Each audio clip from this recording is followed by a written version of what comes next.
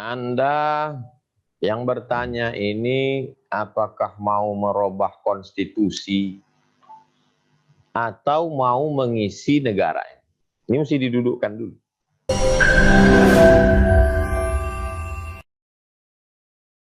Jangan lupa subscribe, like, and share. Silahkan langsung membuka audionya, tapi saya punya pertanyaan titipan Ustadz nih. Ketika Rasulullah SAW itu wafat, cara yang dipakai untuk menentukan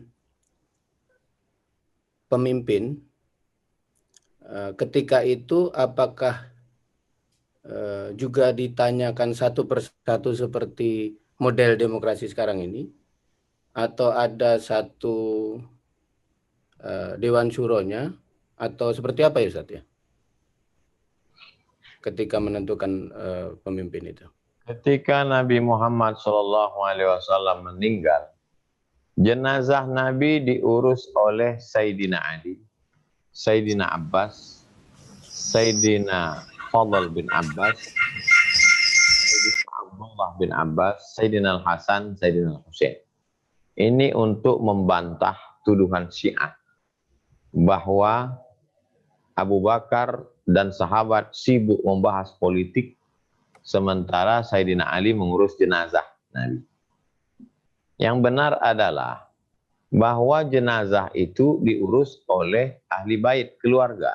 Kalau saya meninggal, jenazah saya yang paling bagus diurus anak saya.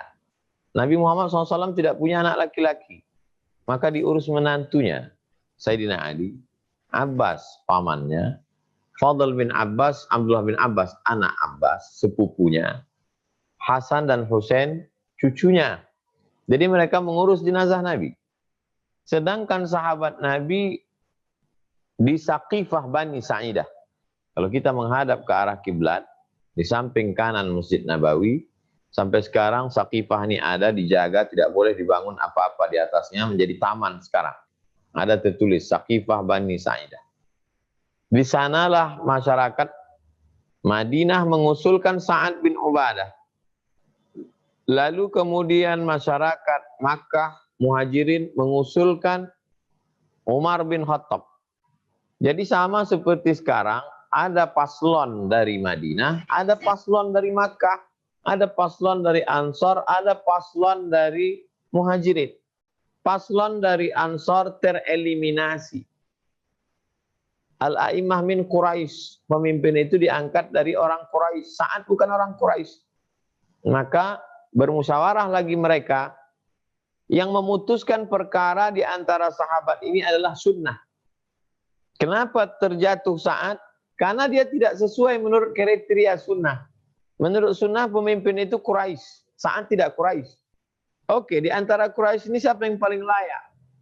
Umar atau Abu Bakar? Yang paling layak adalah Abu Bakar. Apa yang menetapkan Abu Bakar itu lebih layak? Sunnah. Karena ketika Nabi sakit, yang memimpin sholat adalah Abu Bakar. Pemimpin sholat itu imam. Imamatun sughra, imam kecil, menunjukkan dalil bukti terhadap imamatun kubra, imam besar. Imam besar maksudnya adalah imam pemimpin negara. Maka dibaiatlah. Baiat artinya sumpah setia. Sahabat-sahabat membaiat Abu Bakar Siddiq untuk menjadi pemimpin umat Islam. Menggantikan Rasulullah SAW bukan sebagai kenabian. La nabiyya ba'dah. Tak ada nabi sudah Nabi Muhammad SAW. Tapi sebagai pemimpin umat Islam, yaitu Abu Bakar Siddiq. Dan Sayyidina Ali membaiat. Jadi kalau ada seorang imam, kita sebagai rakyat membaiat.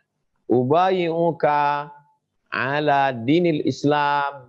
Aku membaiat engkau menurut ajaran Islam, menurut sunnah Rasulullah, sami'na wa ata'na, kami patuh dan taat. Man mata, siapa yang mati, walaysa fi unuqihi bai'ah, dia tidak membaiat pemimpin, mata mitatan jahiliyah, matinya mati jahiliyah. Nabi meninggal, dia tinggalkan sahabat memutuskan pemimpin dengan musyawarah. Abu Bakar meninggal, meninggalkan pemimpin dengan cara wasiat, naik Umar. Umar meninggalkan umat Islam dengan cara mengangkat pemimpin model baru, diangkat 6 orang, tim. Itu yang disebut dengan ahlul halli wal aqdi, parlemen. Utsman meninggal, diputuskan pengganti Sayyidina Utsman dengan musyawarah masyarakat yang ada di kota Al-Madinah Al-Munawwarah, maka dibayatlah Sayyidina Ali. Jadi keempat cara itu ada dalam pemerintahan Nabi SAW, Abu Bakar, Umar, Utsman, dan Ali. Itulah yang digodok oleh para ahli fikih menjadi suatu fikih yang disebut dengan fikih siasah atau siasah syar'iyah atau al-ahkam as-sultaniyah atau teori al-khilafah atau apapun namanya, fiqhud daulah menurut Syekh Yusuf Qaradawi. Karena zaman modern menurut beliau lebih tepat disebut fiqhud daulah, fikih daulah negara. Demikian, wallahu a'lam.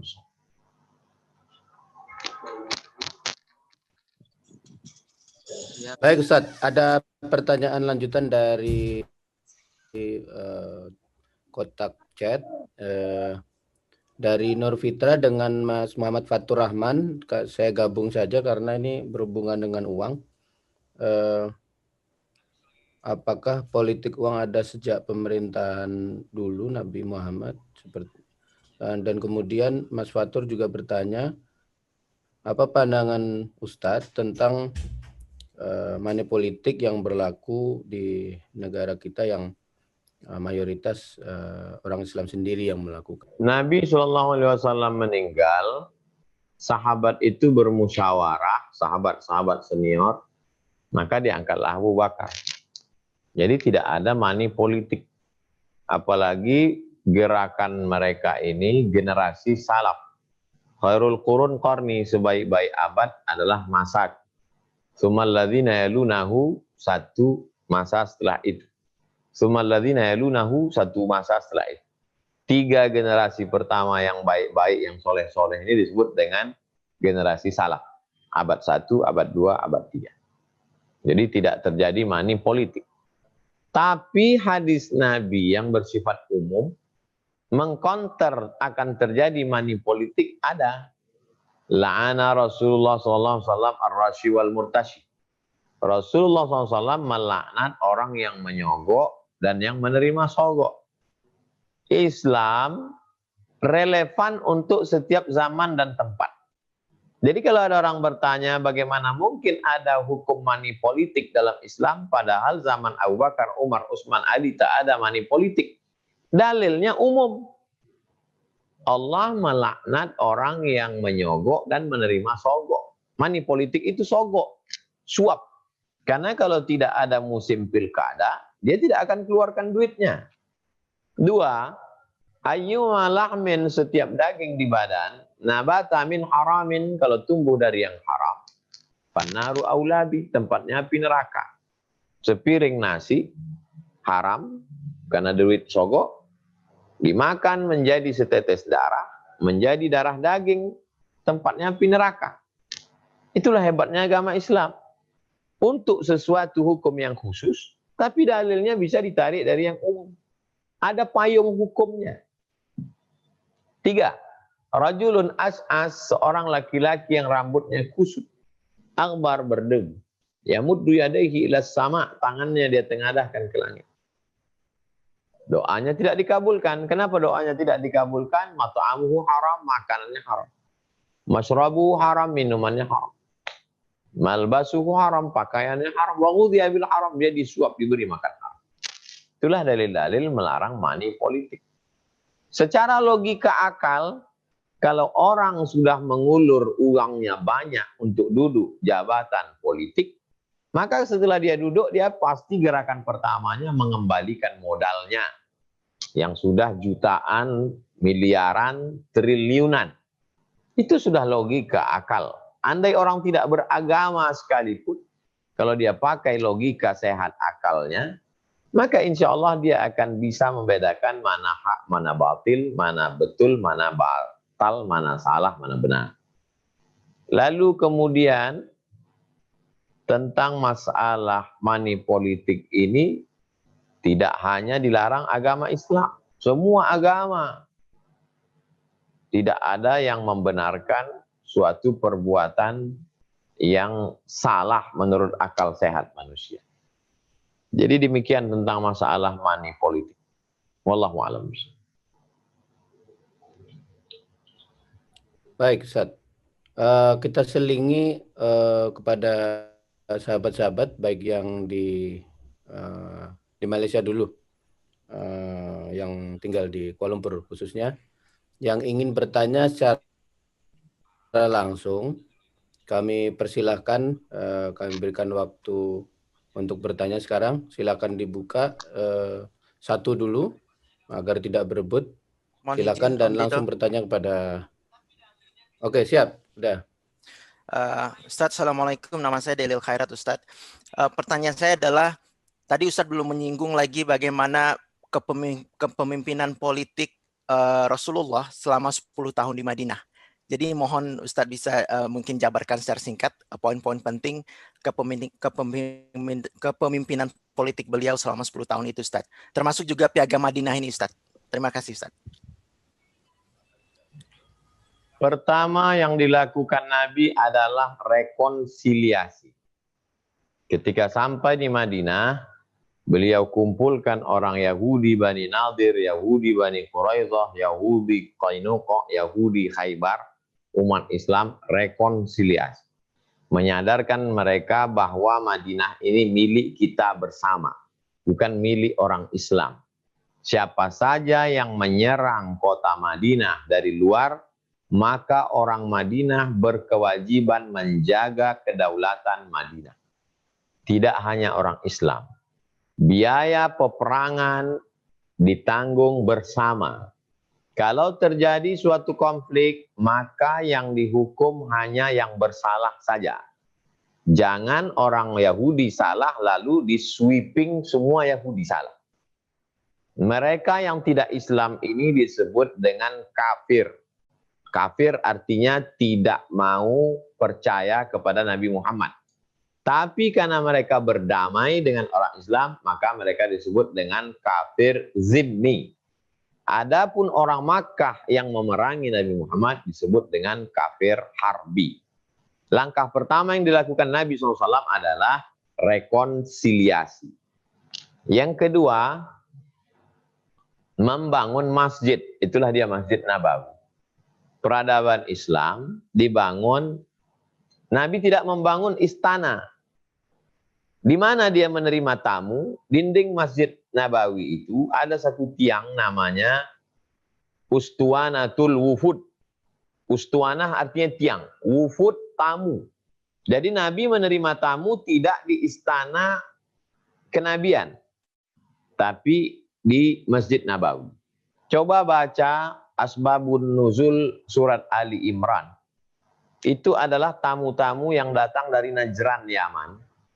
Ketika mereka mau menanyakan tentang Nabi Isa, dijawab oleh Nabi, di samping tiang Ustuanatul Wufud itu ada namanya Ustuanatul Haris. Ustuanatul Haris, tiang penjaga. Yaitu menunjukkan Nabi itu dijaga, ada pengawalnya. Yang tegak di Ustuanatul Haris itu adalah Sayyidina Ali bin Abi Thalib. Jadi Nabi membangun markas. Dalam hal ini Masjid Nabawi. Yang ketiga, Nabi menghidupkan pasar. Pasar di samping Masjid Nabawi. Karena pemerintahan Islam mesti ditopang oleh ekonomi yang kuat. Jadi kalau untuk menyembah Allah ada namanya Baitullah, rumah Allah, masjid.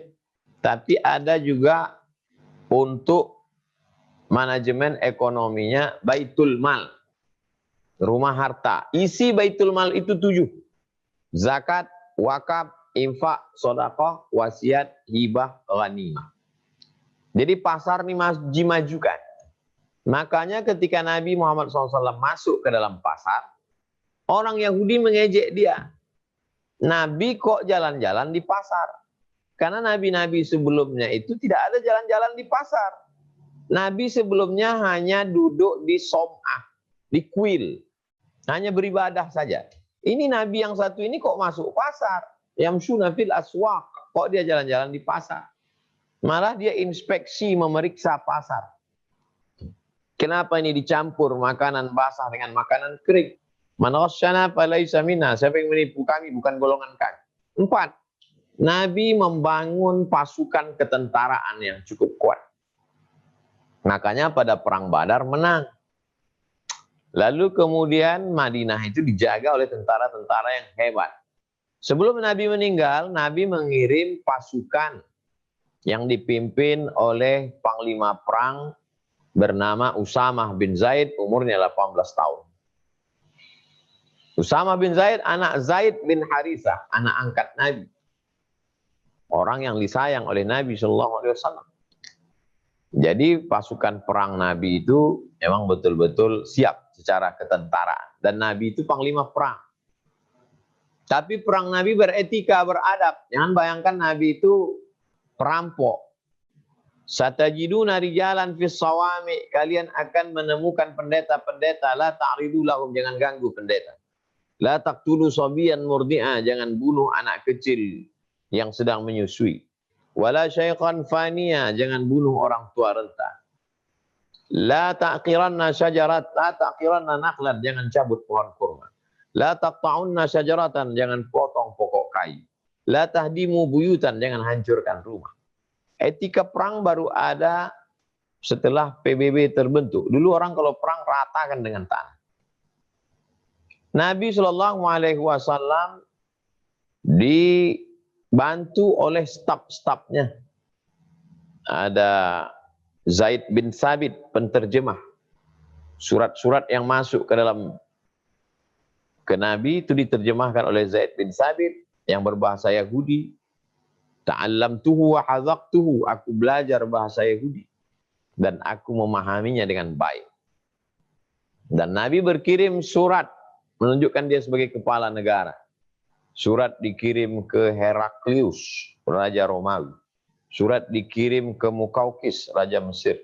Surat dikirim ke Shahin Shah, Raja Persia, Kisra.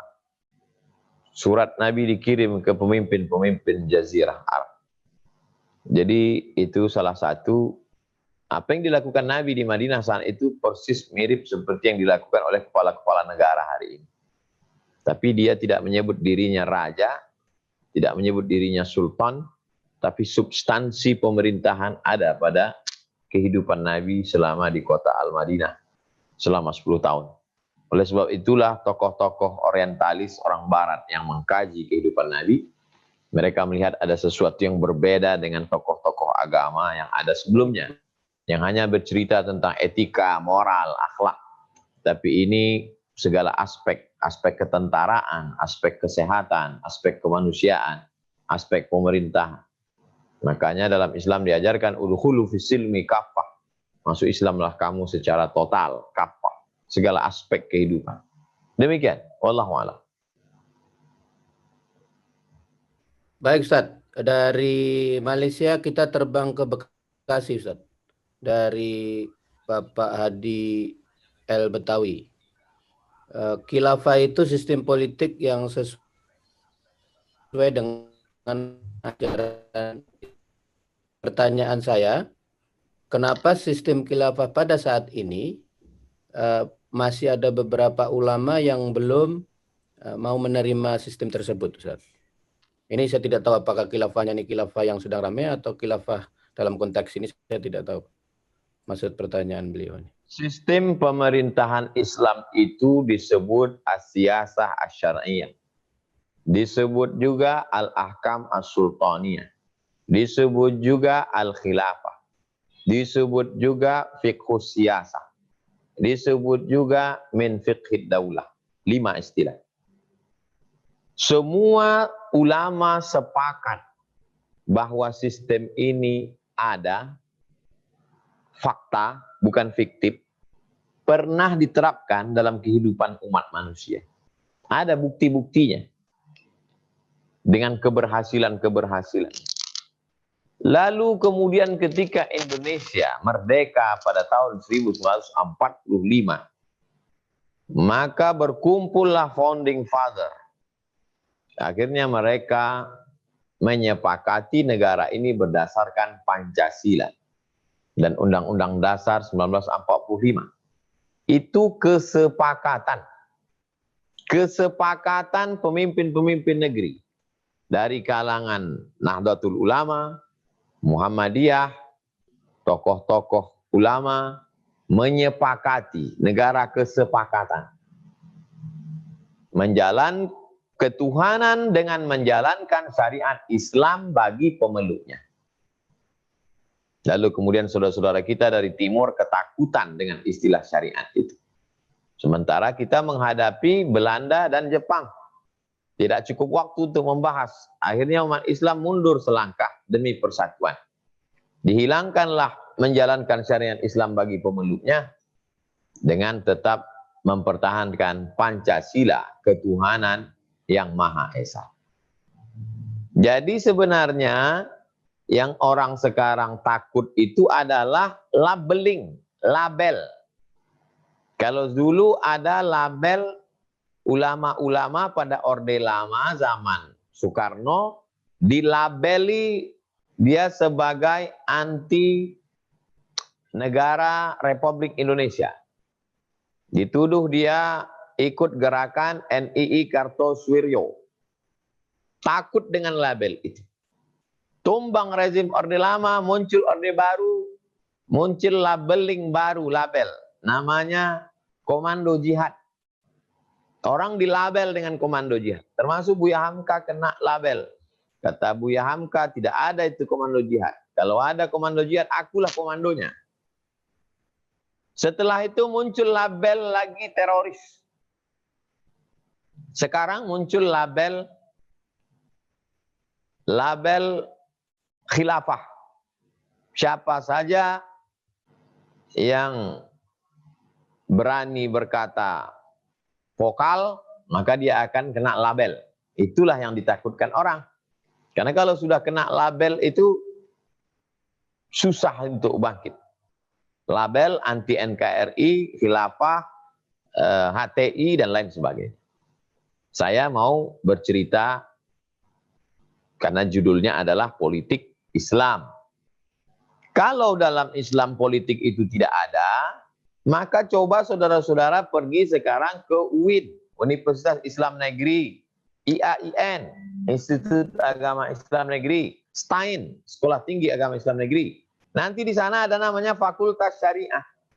Di Fakultas Syariah itu ada satu jurusan. Nama jurusannya Siasah. Ada satu jurusan itu di IAIN, di UIN. Nama jurusannya Jinayah Siasah. Jinayah pidana Islam, siasah politik Islam. Demikian. Wallahu a'lam. Baik, kita lanjutkan, Ustaz. Ada yang mengantri untuk bertanya, dua penanya dari chatbox sudah mengangkat tangan. Kita persilakan dulu satu, nanti setelah ini kita bacakan dari box, dari chatbox. Bu Rita, silakan Bu, dibuka audionya dan diperkenalkan Ibu dari mana dan langsung ke pertanyaannya, Bu. Assalamualaikum warahmatullahi wabarakatuh. Waalaikumsalam warahmatullahi wabarakatuh. Saya Rita Junita dari Makassar. Saya masih mahasiswa S2 Kenotariatan Fakultas Hukum Universitas Hasanuddin. Ustadz, izin bertanya, apa yang menyebabkan sistem kekhalifahan runtuh dan bagaimana cara kami pemuda untuk memperbaiki sistem politik yang saya rasa kurang baik sekarang ini, Ustaz. Ya, terima kasih, Ustaz. Assalamualaikum warahmatullahi wabarakatuh. Waalaikumsalam warahmatullahi wabarakatuh. Sistem siasah syariah atau khilafah atau fiqhud daulah tumbang pada tahun 1924 ketika Turki Utsmani ditumbangkan berubah menjadi negara republik oleh Presiden Mustafa Kemal Atatürk. Seiring dengan itu maka kerajaan-kerajaan dari mulai kerajaan yang ada di Sulawesi, raja-raja yang ada di Papua, Raja Ampat, kemudian di Kalimantan ada kerajaan banyak sekali, yang paling atas, kalau dari atas kerajaan Brunei Darussalam, kemudian kerajaan Pontianak, Al-Gadriyah, kerajaan Sambas, yang dipimpin oleh sultan-sultan yang menerapkan hukum Islam. Dijajah oleh penjajahan di atas dunia, yang umumnya dijajah oleh negara-negara Eropa. Kerajaan-kerajaan di Malaysia dijajah oleh Inggris. Kerajaan Terengganu, kerajaan Perlis, kerajaan Perak, kerajaan Kelantan dijajah oleh Inggris. Kerajaan-kerajaan di Sumatera dijajah oleh Belanda. Sumatera, Inggris sempat juga masuk. Kerajaan-kerajaan, kesultanan-kesultanan yang memakai hukum Islam yang ada di Maroko, Tunisia, Aljazair, Mauritania dijajah oleh Spanyol. Buah dari penjajahan itu hancurlah kesultanan-kesultanan itu. Sehingga sultan-sultan itu ada yang bubar kesultanan itu, ada yang tetap ada sultan tapi tidak punya kekuasaan. Mereka menjadi sultan hanya dalam urusan adat istiadat dan urusan agama Islam. Diperkecil lagi agama Islam itu hanya masalah keluarga, nikah, cerai, tolak, li'an, rujuk. Masalah ekonomi, masalah pemerintahan pakai hukum penjajah. Hukum Belanda, hukum Inggris, hukum Perancis. Efek dari penjajahan itu. Lalu kemudian sampailah hari ini kita pakai sistem demokrasi. Pengangkatan kepala daerah kita adalah dengan cara voting. Suara terbanyak itulah yang menang. Demokrasi suara terbanyak, suara rakyat.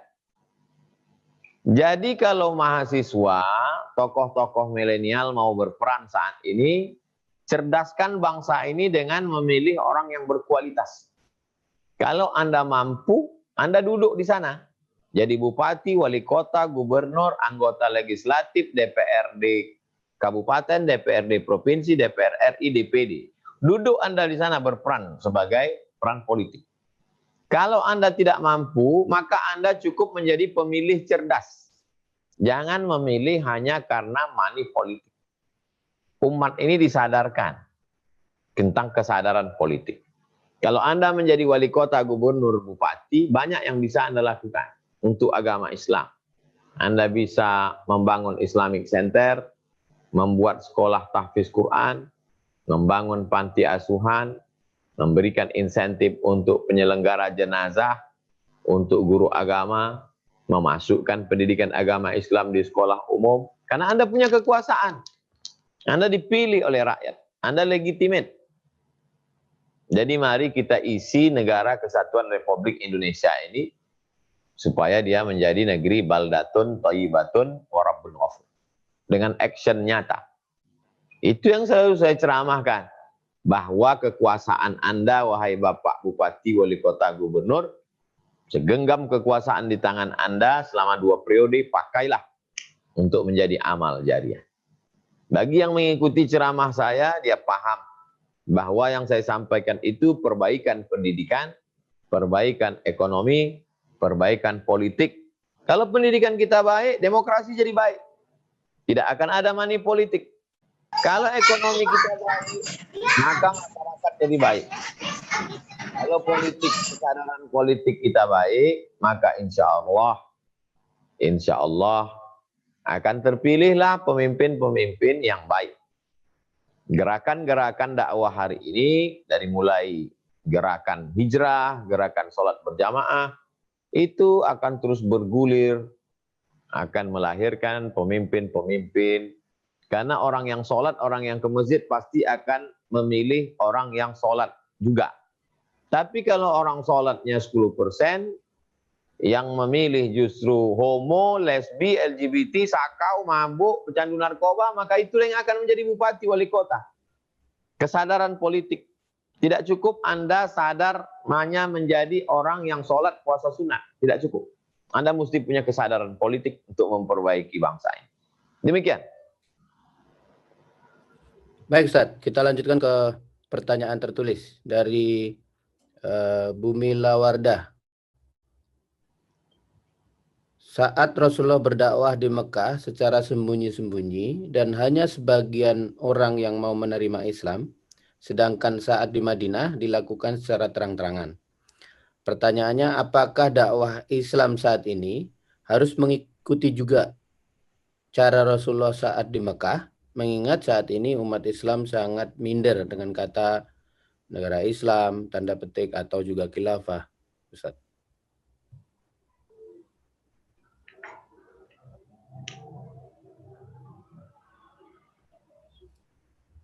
Anda yang bertanya ini apakah mau merubah konstitusi atau mau mengisi negara ini? Ini mesti didudukkan dulu. Kalau Anda mau merubah konstitusi, mau merubah Pancasila, mau menjadikan ini negara Islam, Anda akan masuk penjara subversif seperti yang dialami Buya Hamka. Buya Hamka tidak mau merubah negara Pancasila. Buya Hamka difitnah. Buya Hamka difitnah. Buya Muhammad Nasir difitnah. Mereka adalah orang yang cinta negara Kesatuan Republik Indonesia. Itu didudukkan dulu. Kalau yang Anda maksud adalah mengisi kemerdekaan Indonesia, isilah dengan kemampuan. Anda seorang ekonom, Anda seorang petani, Anda sebagai seorang peternak, isilah aspek-aspek lini-lini yang kosong itu. Tidak ada kita perlu sembunyi-sembunyi seperti periode Makkah. Memangnya kita takut kepada siapa? Mana Abu Jahalnya? Mana Abu Lahabnya? Anda mampu calonkan diri menjadi anggota legislatif, populerkan diri Anda dengan program-program, Anda akan dipilih orang. Kalau gagal, berarti masih perlu kerja keras lagi menyadarkan orang. Kenapa Anda tidak duduk? Karena ternyata DPT 100.000 orang yang memilih 50%. Plus satu yang ternyata menang yang punya duit. Berarti masih belum memahamkan masyarakat. Mungkin masyarakat paham, tapi masyarakat masih pilih orang yang banyak duitnya. Berarti kita masih belum berhasil. Pahami dengan baik. Insya Allah. Pahami dengan baik, insya Allah bisa berperan. Tapi kalau tidak paham, dari awal tidak duduk masalahnya, maka akan sulit. Demikian. Wallahu a'lam. Baik Ustaz, kita lanjutkan ke chatbox. Pertanyaan selanjutnya. Apakah ini Ustaz? Bentar ya Ustaz. Nah ini. Oh ini sudah tadi. Bagaimana peran anak muda? Tadi sudah dijawab. Nah ini Ustaz, ada dari teman Putrajaya, Bu Luki Putrajaya. Piagam Madinah dicetus untuk menghadapi masyarakat yang majemuk saat itu. Para pendahulu kita juga mencetuskan Piagam Jakarta. Dalam kondisi seperti saat ini Ustaz, di negara kita, bagaimana agar semangat Piagam Madinah itu bisa dibawa kembali semangatnya? Bahwa orang Islam dan orang Yahudi bekerja sama menjaga kota Madinah. Coba dirubah itu terapannya di Indonesia. Bahwa orang Islam dan non-Muslim bekerja sama menjaga Indonesia dari serangan orang Makkah, dari serangan orang luar. Kita jagalah kedaulatan bangsa kita. Dari mulai kedaulatan negara itu jangan sampai orang asing masuk. Kita jagalah itu. Bukan hanya serangan tentaranya saja, dari serangan segala aspeknya. Jadi yang kita lakukan hari ini adalah menjalankan piagam Madinah. Sebagaimana Nabi dan sahabat dulu menjalankan piagam Madinah di kota Al-Madinah, Al-Munawwarah, begitulah hari ini kita menjaga Indonesia. Kebersamaan, keamanan ini tanggung jawab kita bersama. Kita angkat pemimpin yang bisa melindungi, mengayomi kita sesuai dengan kemampuan kita masing-masing. Demikian, wallahu a'lam. Baik Ustaz, kita lanjutkan kepada yang sudah mengangkat tangan dari tadi. Bu Nur Fitra, silakan Bu. Langsung saja sebutkan nama dan dari mana, langsung ke pertanyaannya. Silakan. Bismillahirrahmanirrahim. Assalamualaikum warahmatullahi wabarakatuh. Waalaikumsalam. Waalaikumsalam. Saya atas nama Nur Fitra dari UIN Alauddin Makassar mau bertanya bagaimana kegiatan dan sistem perpolitikan pada saat zaman politik Nabi Muhammad SAW. Sekian.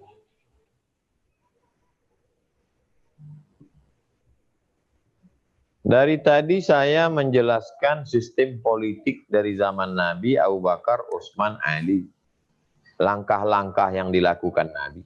Sudah saya jelaskan semua.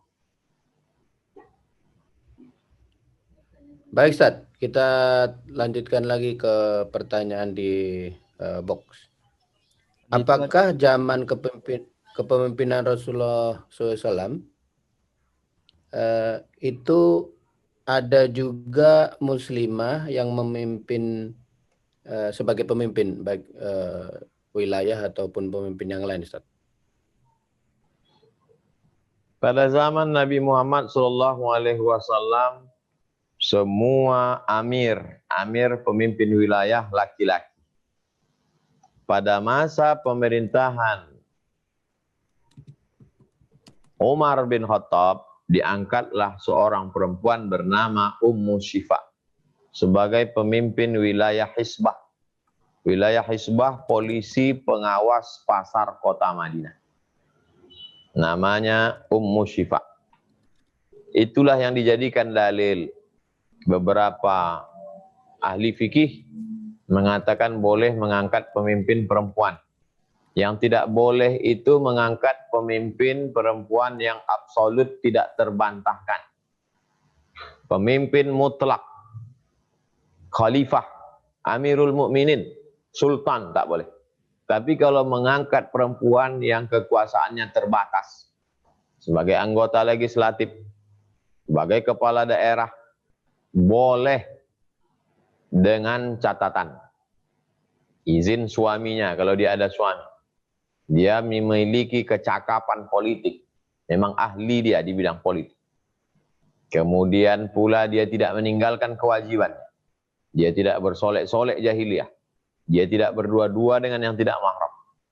Kalau cukup syarat itu, maka perempuan boleh menjadi pemimpin politis dengan syarat dan ketentuan berlaku. Demikian. Wallahu a'lam. Baik, Ustaz, kita lanjutkan ke yang sudah mengangkat tangan karena waktunya sudah terbatas, sudah di penghujung waktu. Kita berikan satu penanya yang sudah mengangkat tangannya, Pak Andi. Silakan Pak, langsung konkret saja ke pertanyaan, nama dan pertanyaan. Silakan, Pak Andi. Assalamualaikum warahmatullahi wabarakatuh. Waalaikumsalam. Nama saya Andika Pratama, asal Makassar, mahasiswa dari UIN Makassar. Saya ingin bertanya Pak, apakah kita sebagai umat Islam bisa memilih pemimpin yang beragama lain? Sedangkan yang misalnya layak dia Pak, lebih layak daripada seagama kita sendiri. Terima kasih. Kalau antum tinggal di negeri mayoritas muslim, di Makassar, calonnya ada muslim, ada non-muslim, pilih yang muslim. Kalau calonnya sama-sama muslim, Pilih yang paling dekat ke masjid, paling peduli kepada program keislaman. Dengar baik, lihat baik. Kalau antum tinggal di negeri mayoritas non-muslim, di NTT, di Papua, calonnya sama-sama non-muslim, pilihlah non-muslim yang paling baik pada orang Islam. Begitu kaedahnya. Wallahu a'lam. Baik Ustaz, kita lanjutkan pertanyaan di box dari Ketua Pimpinan Cabang Muhammadiyah Istimewa Malaysia, Pak Sony Zulhuda. Beliau juga salah satu dosen hukum di Universitas Islam Antarabangsa. Apakah tugas amar ma'ruf dan nahi mungkar dapat dibagi-bagikan antara berbagai komponen umat, misal dalam konteks umat Islam Indonesia, Ustaz? La ta'murunna bil ma'ruf, ajaklah orang berbuat baik. Wala tanhaunna 'anil munkar, laranglah orang berbuat mungkar. La yushikanna ayab'atsallahu 'alaikum iqaban. Kalau kamu tidak melaksanakan amar ma'ruf nahi mungkar, dikhawatirkan akan diturunkan hukuman. Summa tad'unahu, setelah hukuman itu turun, lalu kamu berdoa, fala yustajabu lakum, doamu tidak dikabulkan Allah. Semua komponen umat bangsa ini mesti melaksanakan amar ma'ruf nahi mungkar sesuai dengan kemampuannya masing-masing. Dari mulai orang tua, ayah dan ibu beramar ma'ruf nahi mungkar terhadap anak-anaknya, terhadap menantunya. Pak RT beramar ma'ruf nahi mungkar terhadap wilayah kekuasaan terkecil di negeri ini. Pak Kades beramar ma'ruf nahi mungkar terhadap wilayah desanya. Pak Camat, Pak Bupati, Wali Kota, Gubernur, Presiden, Ketua Ormas, Rektor, Direktur perusahaan. Man ra'a minkum mungkaran, siapa di antara kalian, wahai pemimpin-pemimpin, melihat kemungkaran, falyughayyirhu biyadihi, robah dengan tangan, dengan kekuasaan. Fa illam yastati, kalau kau tak sanggup, fa bilisani, dengan lidah. Fa illam yastati fa biqalbi, kalau kau tak sanggup maka dengan hatimu. Jangan kau ikut-ikutan. Wa dzalika adhaful iman, itulah selemah-lemah iman. Makin tinggi kekuasaan, makin bisa bernahi mungkar, makin besar dosanya kalau tidak melakukan nahi mungkar. Wallahu a'lam. Terima kasih Ustaz, jazakallahu khair.